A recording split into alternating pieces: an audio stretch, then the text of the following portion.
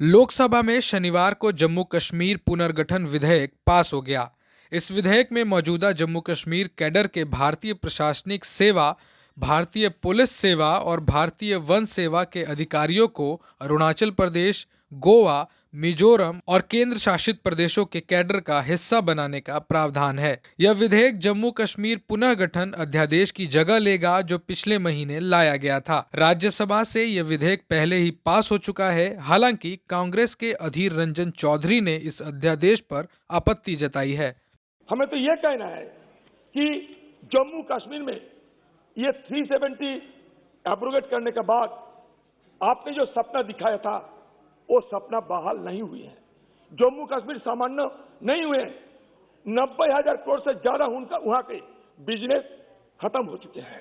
हाँ, तो इसलिए हम चाहते हैं कि जम्मू कश्मीर को आप कब कैसे सुधार करोगे, आप खुद बताएं। आप दूसरी बात, आपने ये भी कहा था सदन के अंदर अमित शाह जी कि ब्राह्मण को आप वापस ले जाओगे। आज तक पंडित को आप वापस ले जाने में सफल हुई, बताइए। आप कहते हैं कि हम गिलगित बाल्टिस्तान को वापस लाएंगे, वो तो बात की बात है, लेकिन जो इंटरनली डिस्प्लेस्ड हुए हैं, जो अभी जम्मू कश्मीर घाटी में नहीं जा पाते हैं, कम से कम उन लोगों को तो ले जाइए, वहां बसाइए। वो आपके दम में नहीं हुए। आप इंडस्ट्रियल सेक्टर को 3,000 करोड़ जमीन आपने दे दी है, लेकिन ये पंडित लोगों को 200 से 300 एकड़ जमीन आप देने में कामयाब नहीं हुए हैं। तो ये पंडित लोग, जिस पंडित लोग को सामने रखते हुए 2014 साल, 2019 साल आपका जो मैनिफेस्टो था, इलेक्टोरल मैनिफेस्टो, इलेक्शन मैनिफेस्टो, उसमें आपने वादा किया था कि पंडितों को आप वापस ले जाओगे। आप लेने में सफल हुई नहीं हुई। तो आप कम से कम ये तो बात कहिए कि मैं वादा तो किए हैं, लेकिन रात गई तो बात गई, चुनाव गई तो वादा गई। ये तो कम से कम आपको बोलना चाहिए। तो इसलिए 70 साल के बाद ये दो किस्म के उनको जम्मू कश्मीर के आम लोगों को दो किस्म के तकलीफ का सामना करना पड़ा। एक तकलीफ तो ये है, एब्रोगेशन के तुरंत बाद लॉकडाउन हो गया। दूसरे लॉकडाउन कोरोना के बाद। ये दोनों लॉकडाउन को झेलते हुए जम्मू कश्मीर के लोगों के अंदर त्राही मच चुके।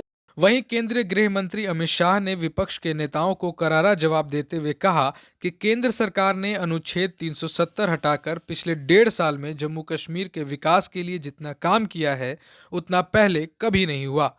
उन्होंने स्पष्ट किया कि इस विधेयक का जम्मू कश्मीर के राज्य के दर्जे से कोई संबंध नहीं है। अमित शाह ने कहा कि मैं जम्मू कश्मीर के लोगों से वादा करता हूं कि उन्हें पूर्ण राज्य का दर्जा जल्द मिलेगा। पहले जम्मू कश्मीर में 3 परिवार के लोग ही शासन कर रहे थे, इसलिए वो धारा 370 के पक्ष में रहते थे। माननीय अध्यक्ष जी, सदस्य टी सुमति और काफी सारे सदस्यों ने कहा कि बिल लाने का मतलब ही है कि अब जम्मू कश्मीर को स्टेटहुड नहीं मिलेगा। भाई, बिल को पायलट तो मैं कर रहा हूं, लेकर मैं आया हूं। मंशा मैंने स्पष्ट कही है, कहीं पर भी नहीं लिखा है कि स्टेटहुड इससे नहीं मिलेगा। आप कहां से ड्रॉ करते हो? आपकी मन की आशंकाओं को जम्मू कश्मीर की जनता पर क्यों थोप रहे हो? मैंने इसी सदन में कहा है और फिर से कहता हूं कि इस बिल का जम्मू कश्मीर के स्टेटहुड से कोई लेन देन नहीं है। उपयुक्त समय पर जम्मू कश्मीर को स्टेटहुड दिया जाएगा। और कह रहे हैं कि स्टेटहुड देना है तो एग्मूट में क्यों लेकर आए? तेरा एग्मूट कैडर को ही समझ लेते। क्या अरुणाचल राज्य नहीं है? क्या गोवा राज्य नहीं है? मिजोरम राज्य नहीं है? ये सारे राज्य ही है। जरा ध्यान से पढ़ लेते तो इतनी फजीहती न होती। संसद में पूछा गया कि इस विधेयक को क्यों लाया गया। इस पर सरकार की तरफ से जवाब दिया गया कि जम्मू कश्मीर में अखिल भारतीय सेवाओं के अधिकारियों की भारी कमी है, जिसकी वजह से केंद्र की ओर से चलाई जा रही योजनाएं प्रभावित हो रही हैं। इसलिए इस कैडर को अरुणाचल प्रदेश, गोवा, मिजोरम प्रदेशों के कैडर में विलय करने की जरूरत है। इससे दूसरे अधिकारियों को जम्मू कश्मीर में तैनात करने में सहूलियत मिलेगी। साथ ही जम्मू कश्मीर और लद्दाख में अधिकारियों की कमी को दूर करने में मदद मिलेगी।